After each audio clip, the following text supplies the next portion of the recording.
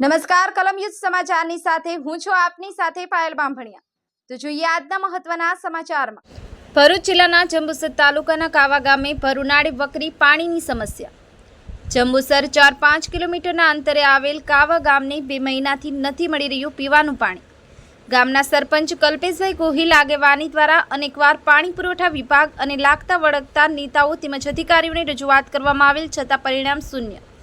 ઉનાળાનો મધ્યાહન તાપ તપી રહ્યો છે ત્યારે કાવા ગામની પનિહારીઓના માથે પાણીના બેડા જાણે કચ્છના રણના કોઈ છેવાડાના ગામડાની ગવાહી પૂરી કરી રહ્યા હોય તેવા દ્રશ્યો ભાસી રહ્યા છે। સરકારની નલ સે જલ યોજના સદંતર નિષ્ફળ ગઈ હોય, પાણી પુરવઠા વિભાગ પણ સરેઆમ નિષ્ફળ ગયો હોય તેવું લાગી રહ્યું છે। ઉનાળાની 42-43 ડિગ્રીમાં ગામ લોકોને ગૃહિણીઓને ગામથી દૂર રોડ પર પાણી ભરવા જવું પડે છે। જમવાના સમયે અને સંધ્યા ટાણે પાણીની જરૂરિયાત હોય ગૃહિણીઓને હાલાકી ભોગવવાનો વારો પાણી પુરવઠાની બેદરકારીના કારણે આવી રહ્યો છે। બ્યુરો રિપોર્ટ કલમ યુદ્ધ સમાચાર ભરૂચ।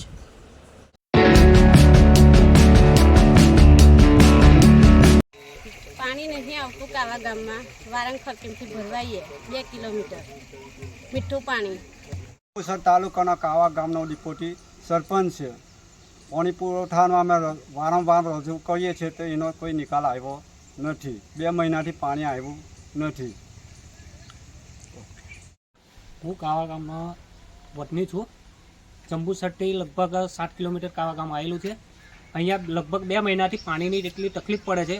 અમે વારંવાર રજૂઆત કરવા છતાં પણ હજુ કોઈ તંત્ર એનું કોઈ નિરાકરણ લાવતું નથી ને અમે સરકારશ્રીને વિનંતી કરીએ છીએ કે આ પાણીની સમસ્યાનું નિવારણ જલ્દીથી કરે, કેમ કે આટલી ગરમીમાં બહેનોને બપોરે સાંજે જમવાના ટાઈમ પર પણ પાણી લેવા જવું પડે છે, એ માટે તકલીફ પડે છે। તો સરકારશ્રીને નમ્ર વિનંતી છે અમારી કે વહેલી તકે આ પાણીનું નિકાલ કરે ને ગામની બહેનોને પાણી ભરવા દૂર જવું પડે છે।